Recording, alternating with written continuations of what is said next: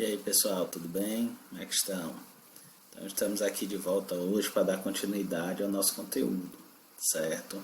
Na verdade a gente vai fazer a correção da nossa atividade 5, que foi a atividade da página 110 e 111 do livro didático de vocês. Então eu vou estar lendo as questões aqui, colocando as respostas, todo mundo fazendo a correção no seu caderno. Primeira, faça a distinção entre os conceitos de tempo atmosférico e de clima.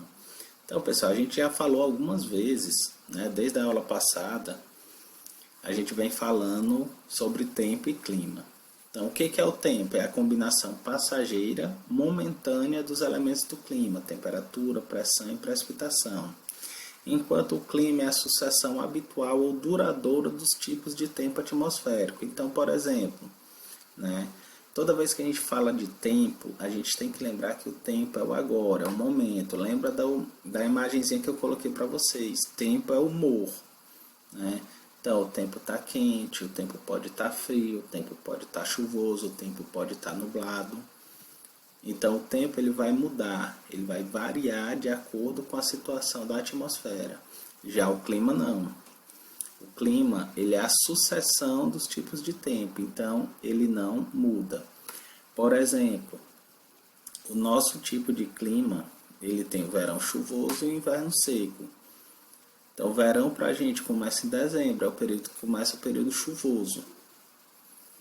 E o inverno para a gente começa em junho, já está no período seco. Então, essa repetição dessas características de tempo é que forma o clima de um local, determinam as características de clima de um local. Então o tempo ele é momentâneo e o clima ele é constante. Explique por que há grande diversidade de climas no mundo. Porque existem distintos elementos do clima, temperatura, pressão, precipitação atmosférica, que variam de um local para o outro, né? Além desses fatores aqui, pessoal, tem os fatores da terceira questão que a gente vai falar já já. Então, essa quantidade de fatores, de elementos, é que dão a diversidade de climas diferentes existentes pelo mundo. Os fatores geográficos são responsáveis pelas variações climáticas regionais. Aponte 4 deles, eles é 4. Eu coloquei todos aqui. Então, os principais fatores geográficos do clima são latitude, altitude, maritimidade, continentalidade, vegetação, correntes marítimas, solo e relevo. Então, esses são todos os fatores geográficos do clima, né? Ele pediu 4 na questão, eu coloquei todos. Você pode escolher 4 e colocar aí na sua resposta, tá bom? Então, vamos fazendo a correção aí. Lembrando que a gente viu todas as características desses fatores climáticos aqui. Não esqueçam elas também. O solo é a camada superficial arável da crosta terrestre com vida microbiana. Por que o solo é um dos fatores geográficos do clima? Então, por que o solo é um dos fatores geográficos do clima? Por causa de seu poder de reflexão, determinado pela sua cor. O solo de cor clara, com maior poder de reflexão, absorve menos a radiação solar que o solo de cor escura, com menor poder. Assim, os solos de cor escura aquecem mais o ar atmosférico sobre eles, pois absorvem mais o calor. Então, pessoal, o solo de cor clara, como ele reflete mais, ele absorve menos. Então, uma área de solo de cor clara ela é mais fria. Já um solo de cor escura, ele recebe, né, mais quantidade de calor, ele absorve maior quantidade de calor.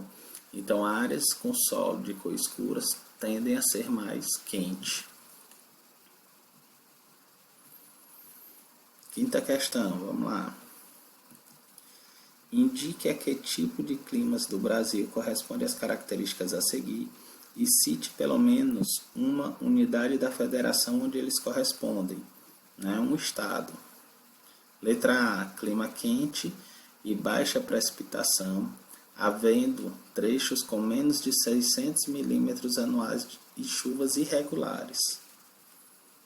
Então, esse clima que tem essas características é o clima tropical semiárido, que ocorre no sertão do Nordeste, né? E aqui os vários estados que ele abrange: Bahia, Sergipe, Alagoas, Paraná, Pernambuco, Piauí e Ceará, certo? Então, esse clima, que é o clima menos chuvoso do Brasil, né, o clima mais seco, com menor quantidade de chuva, que ocorre no sertão nordestino, é o clima tropical semiárido.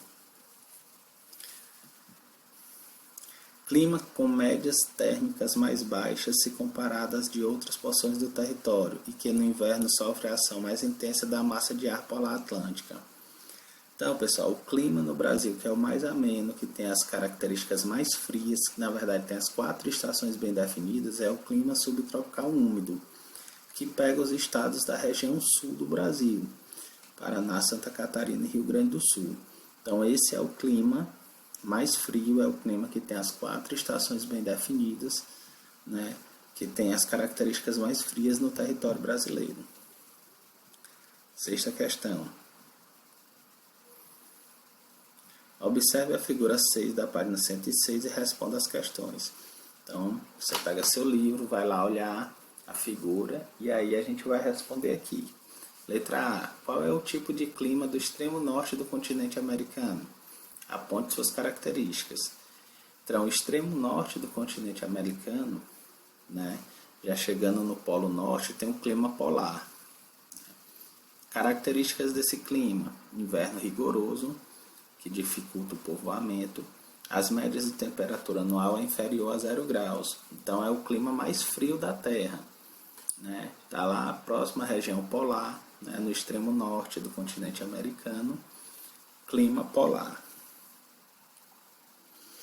Qual é o clima da América do Sul representado pela cor vermelha do mapa?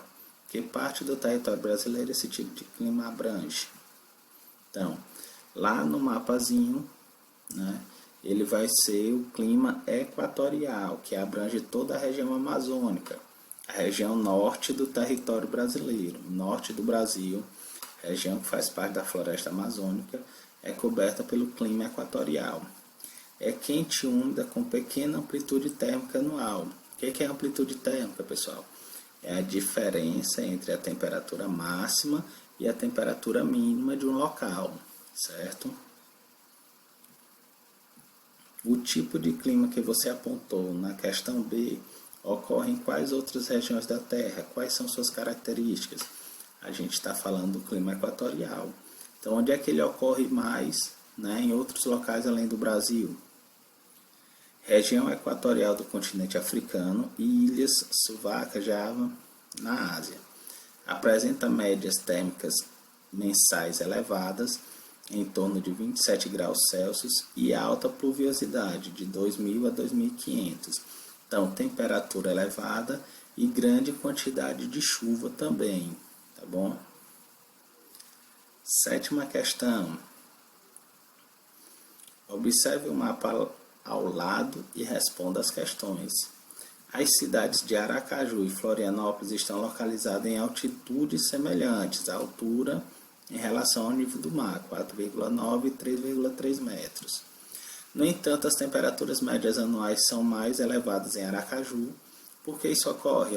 Aracaju está aqui, pessoal. Observe aqui, no Nordeste brasileiro, e Florianópolis está aqui na região sul, né? Então, a altitude é semelhante, mas elas estão distantes uma da outra. Então, o que vai determinar o clima, a diferença de clima entre as duas, né? É a latitude.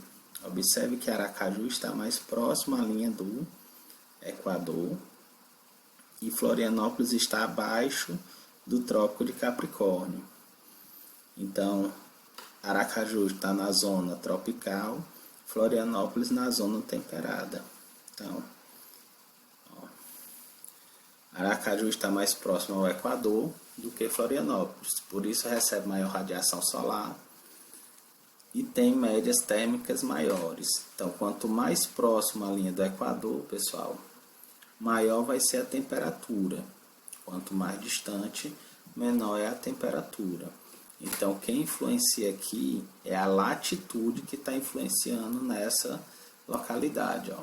Aracaju, mais próximo ao Equador, Florianópolis, bem mais distante, né? Já abaixo do Trópico de Capricórnio. Compare a localização das cidades de Vitória e Cuiabá. Qual das cidades está submetida à maior variação de temperatura diária mensal anual? A que se deve isso? Vitória está no litoral e Cuiabá está no interior do Brasil. Então, Vitória recebe a influência da maritimidade, Cuiabá da continentalidade. Qual das duas tem maior variação de temperatura? Cuiabá. Por quê? Porque a continentalidade causa uma maior variação na amplitude térmica. A maritimidade diminui nessa variação de amplitude térmica, tá bom? Então, a cidade de Cuiabá, no interior do Brasil, tem maior amplitude térmica que Vitória, localizada no litoral, porque Cuiabá sofre, né, a influência da continentalidade, que causa maior amplitude térmica, maior variação entre a temperatura máxima e a temperatura mínima, e Vitória sofre influência da maritimidade, que diminui a amplitude térmica, tá bom? E, para finalizar, a nossa 8ª questão. Deixa eu colocar aqui, pronto. A cidade de Campos do Jordão, situada a 1.628 metros de altitude na Serra da Mantiqueira, no estado de São Paulo, é um polo turístico, principalmente no inverno, quando atinge temperaturas próximas de 0 graus. Observe a foto a seguir e, com base nos seus conhecimentos, aponte o fator geográfico que possui forte influência sobre as características climáticas deste local. Então, pessoal, o que a gente observa aqui, ó? Que ele cita aqui, ó. Ele já está falando o fator. 1.628 metros de altitude. Então, quem é que exerce influência aqui? Né? É a altitude, certo? Porque quanto maior a altitude de um local, menor é a temperatura.